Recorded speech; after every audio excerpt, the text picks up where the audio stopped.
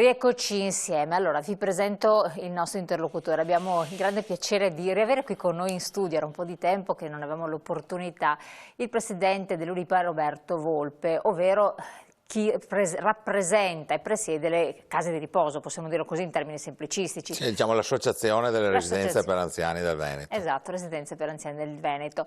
Allora, facciamo un po' il quadro della situazione, Presidente.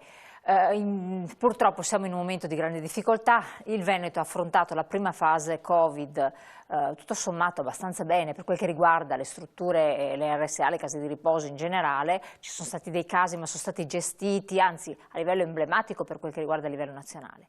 Questa seconda fase invece, forse perché è stata sottovalutato che ci sarebbe stata la ricaduta, per una serie di ragioni, perché poi d'estate un po' liberi tutti. Chi lavora nelle case di riposo ha una famiglia, insomma ha contatti, non è che vive recluso. Le persone nelle case di riposo hanno anche loro avuto qualche rapporto con i parenti. Fatto sta che purtroppo il virus sembra essere entrato in queste strutture e ha contagiato non solo i residenti, anziani fragili, ma anche le persone che lavorano all'interno. Questo in soldoni, proprio in estrema sintesi. Cosa è successo in questa seconda ondata? Un po' ci faccia un quadro della situazione. Ma in questa seconda ondata è successo quello che era ovviamente prevedibile. Noi la prima ondata in Veneto su 344 residenze per anziani che ospitano complessivamente 35.488 ospiti, abbiamo avuto 60 strutture colpite dal contagio, però eravamo tutta la comunità in una sorta di bolla che era il lockdown, 69 giorni di paese fermo. Cosa portava? Che noi che lavoriamo all'interno delle strutture andavamo a casa e trovavamo un nucleo familiare che era statico, non in movimento. Oggi il virus si ripresenta e la differenza qual è? Che noi torniamo a casa e troviamo una famiglia in movimento, per cui a quel punto è un livello esponenziale il rischio per noi di essere veicoli di contagio. Gli anziani da soli non si contagiano, io sono un pericolo per loro che vivo dentro in struttura 20 ore al giorno. E allora questo è avvenuto e poi è chiaro che la catena che si innesca in un ambito chiuso di contagio è questa.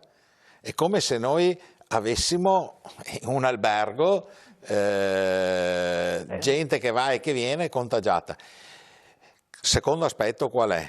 E lo sta dimostrando i numeri, che oggi più o meno il 15-20% della popolazione potrebbe essere potenzialmente contagiata. E qual è il grande nemico delle nostre strutture? È la condizione dell'asintomatico, cioè di colui che non intercetti se non nel momento in cui fai lo screening, ma lo screening lo fai periodicamente, non puoi fare ogni giorno lo screening, sarebbe ingestibile e impossibile, soprattutto per la forza lavoro che non abbiamo per fare questo. Per cui noi in questa seconda ondata, come dicevo prima, le strutture si sono triplicate, saremo sopra le 180 strutture, i numeri li vedete. Coinvolte dal virus. I numeri li vedete, sono numeri in movimento che sono destinati a crescere, perché più il territorio aumenta il numero dei contagi, più noi che lavoriamo all'interno abbiamo un calcolo probabilistico di entrare e portarlo. Poi ripeto, quando è dentro è un moltiplicatore. Ecco, però qui si innesca il meccanismo anche di polemica che è insorto dalle parti sociali, ovvero dicono ma perché le strutture, non tutte, insomma, non si sono potute attrezzare adeguatamente per tutelare i residenti. È così, ci sono stati i presidi di tutela. Guardi, noi abbiamo tutto, la prima ondata non avevamo niente, nella seconda ondata abbiamo tutto, ci manca una cosa, vorrei dire anche agli amici del sindacato, a noi ci manca una cosa, uno scanner che quando entriamo si illumini e dica tu hai il Covid. Questo avrebbe fermato tutto, ma non esiste, è praticamente impossibile. Vedete, io sono abbastanza infastidito quando si vuole spostare il tema quasi sul colpevolizzare i nostri ragazzi. Ma neanche per sogno, è che la gente deve essere consapevole che è come avviene in una scuola, in un ambiente chiuso, non è che una mascherina, la gente non ha la percezione di cos'è un virus. Tu puoi essere completamente vestito, bardato, tuta, avere tutto, ma ti basta un gesto sbagliato nella svestizione e tu ti contagi, basta un gesto.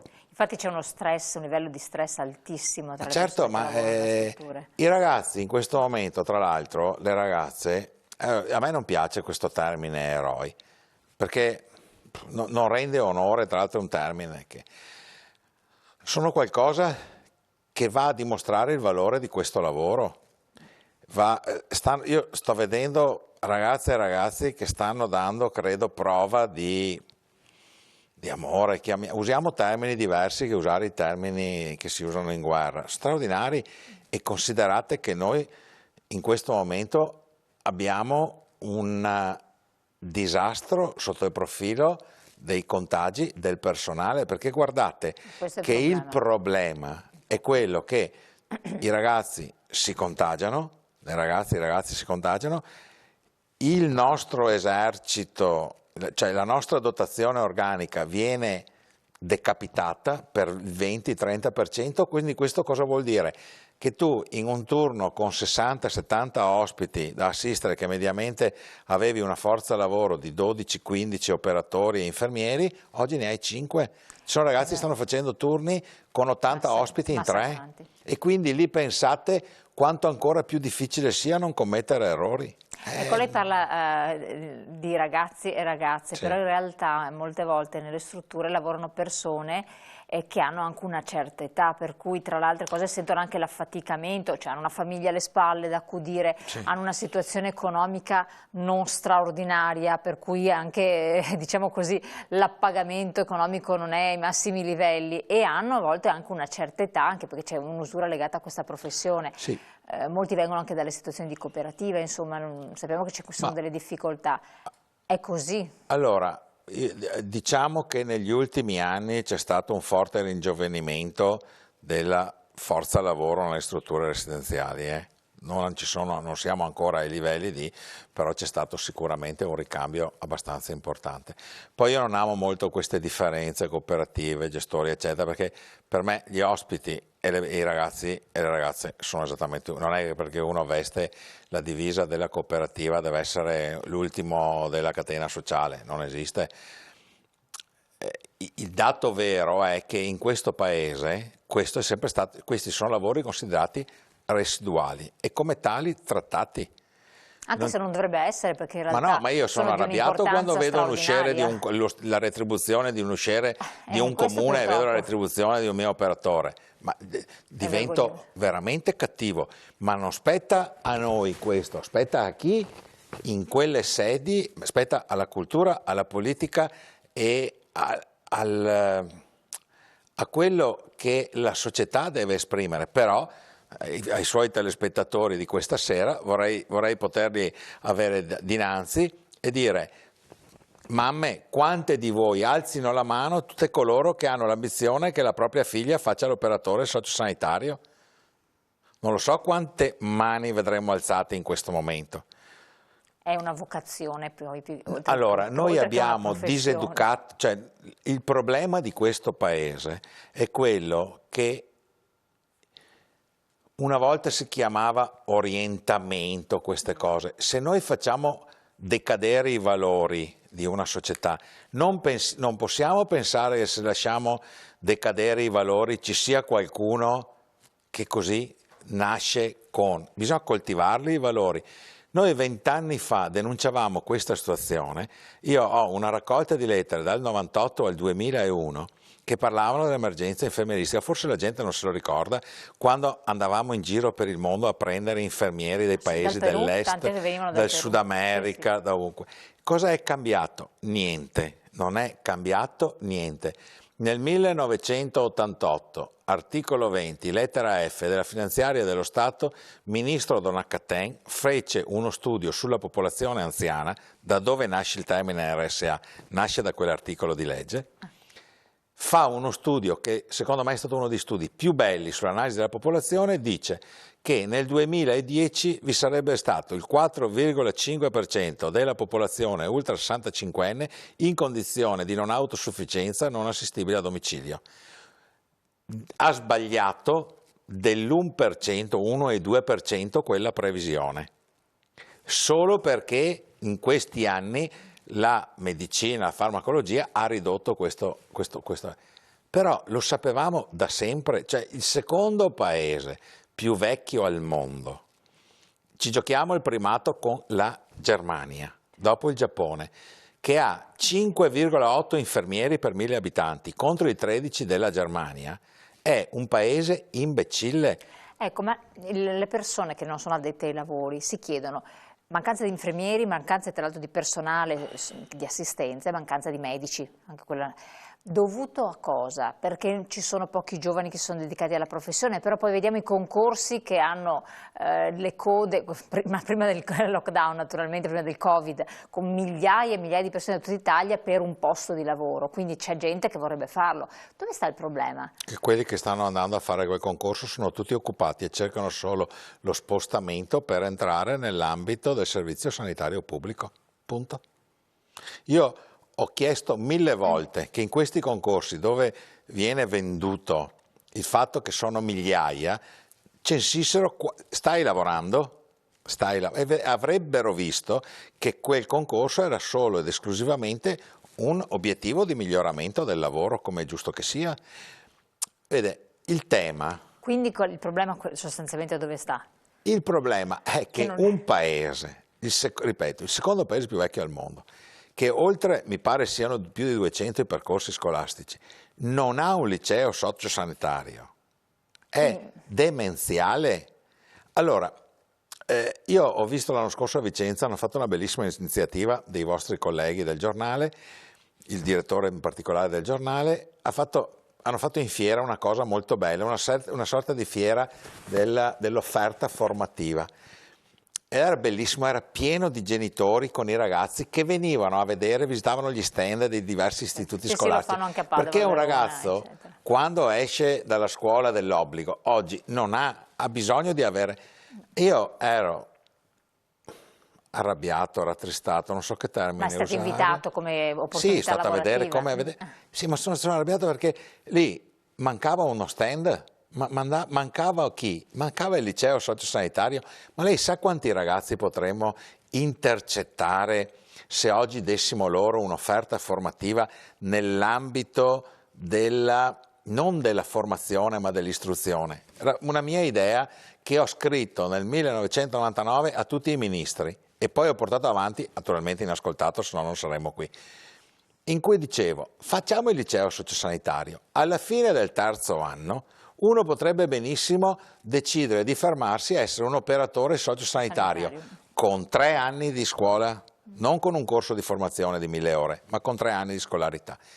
Arriva il quinto anno, potrebbe essere quello che oggi in teoria si chiama operatore sociosanitario specializzato, leggasi il vecchio infermiere generico, quindi con una capacità prestazionale che oggi nel nostro mondo coprirebbe probabilmente il 70% del fabbisogno, e a quel punto offriremo agli atenei universitari dei ragazzi che vanno a fare scienze infermieristiche o medicina con un bagaglio, ma sicuramente più ricco e sostanzioso di oggi. Oggi fai il liceo classico, il liceo scientifico, vai a medicina, ma se uno avesse 5 anni di bagaglio di liceo sociosanitario, quanto sarebbe? E a quel punto, nella catena della valorizzazione, noi probabilmente a quel punto avremo una valorizzazione anche economica di queste professioni completamente diverse. Ma è stato inascoltato, lei l'ha proposto e quindi siamo nella politica. Ma guardi che oggi ci sono, oggi sul mercato, Padova, tutte le città, esiste una scuola superiore che è il famoso Istituto dei Servizi Sociosanitari, che produce ogni anno centinaia di ragazzi in tutto il Veneto che sono andati a scuola per 5 anni ed escono dopo 5 anni con il titolo di tecnico dei servizi sociosanitari e possono lavorare, sa dove? Dove? Solo negli asili nido. Dopo 5 anni di scuola. Se vengono a lavorare nella struttura per anziani devono fare un pezzo di corso integrativo di formazione di 500 ore per venire a lavorare da noi. Quindi abbiamo buttato via 5 anni, abbiamo imbrogliato dei giovani.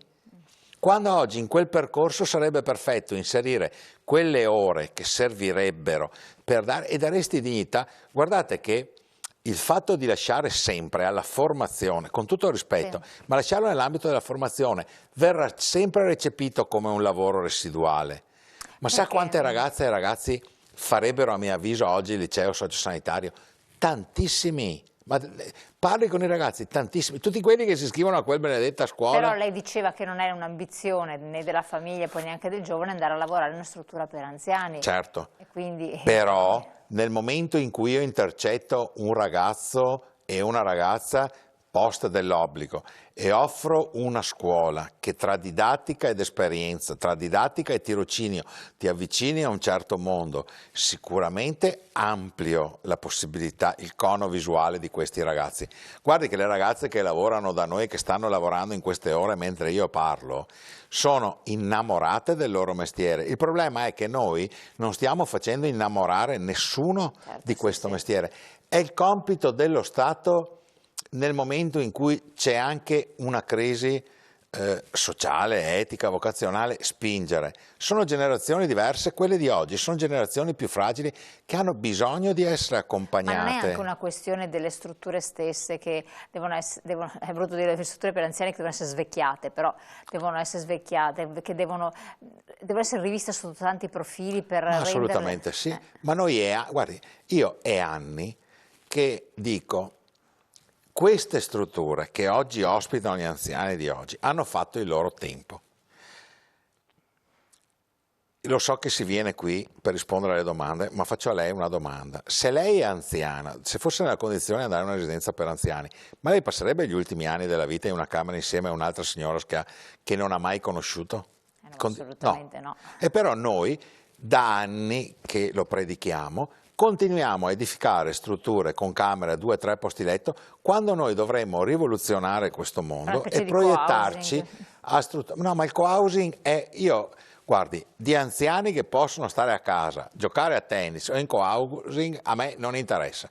A me interessa quella popolazione non autosufficiente, non assistibile a domicilio, che a volte rischia di devastare le famiglie. Noi abbiamo preteso in Veneto che nella convenzione con le aziende sanitarie, nella convenzione che ci lega al servizio sanitario, c'è scritto anziani non assistibili a domicilio. Allora, se si vuole continuare ad ubriacare la comunità nel dire che tutti devono rimanere a casa ed altro, si sta raccontando un'altra grande menzogna, perché c'è una non autosufficienza che non è assistibile a domicilio. Pensate solo al fatto dei grandi anziani che hanno disturbi comportamentali. È facile parlare degli altri quando non ce l'hai in casa.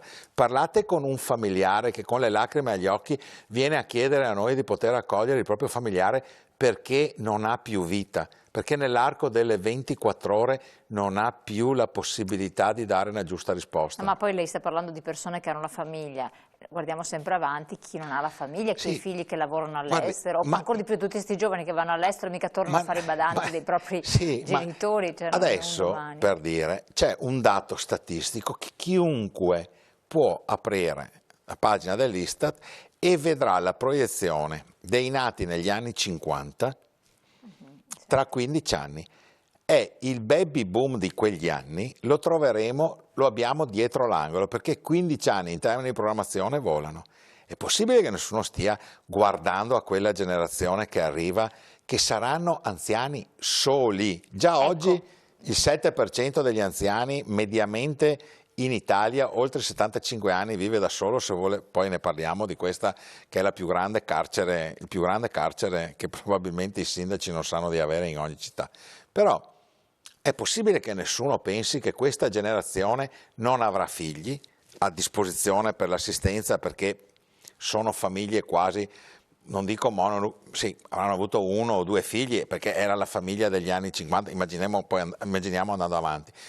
Sappiamo i livelli di separazione di questi nuclei familiari, perché le percentuali, basta leggerle, certo, e questi anziani, questi che oggi sono nati negli anni 50, che diventeranno anziani, ma cosa pensiamo di assisterli a domicilio? No, questi anziani avranno delle esigenze diverse, li metteremo ancora nelle camere a 2 letti in cui condividono lo stesso bagno e lo stesso spazzolino da denti con il compagno di stanza, ma è possibile che nessuno ci pensi? È troppo facile arrabbiarsi con la politica, perché tutti si lamentano sempre nei confronti dei politici. Io non sono arrabbiato, io sono molto di più che arrabbiato con la dirigenza che accompagna la politica. Il politico viene eletto dal popolo, non è una laurea honoris causa, una laurea al merito, scusi, essere eletti, per cui uno viene eletto e sa tutto. Ma quei benedetti tecnici che lavorano nei ministeri, che lavorano all'Istituto Superiore di Sanità, che producono valanghe di carte, è possibile che non abbiano mai preso in mano una tabella dell'Istat e siano andati dal Ministro e dirgli: caro Ministro, ci dovete pensare perché è un problema? Io lo interrompo un attimo, torniamo su queste riflessioni, sono importanti. Abbiamo la pubblicità, pochi secondi di pubblicità, restate con noi.